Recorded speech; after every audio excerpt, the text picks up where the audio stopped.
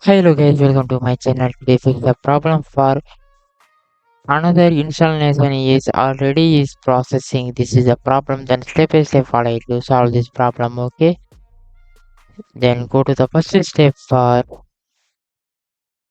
you will restart the PC. At the same time, you will get to click to open the search bar, search the task manager, click to the open. You will installing the application, see anyone background running to you will set it to then right click to end task. Okay, then after you will click to the Windows icon, get restart your PC or laptop to check this problem for fix it or not fix it.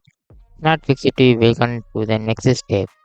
Okay, then go to the next step for start the Windows installer.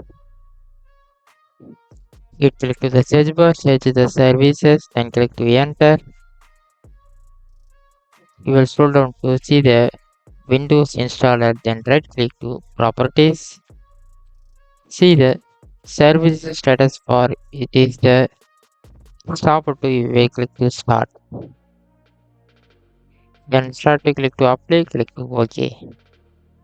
Then this two step is finished. You will check this any one application get installation error showing to not showing maximum device for this step is finish it to fix this problem. Okay, then anyone doubt to pin the comment, then thank you for watching.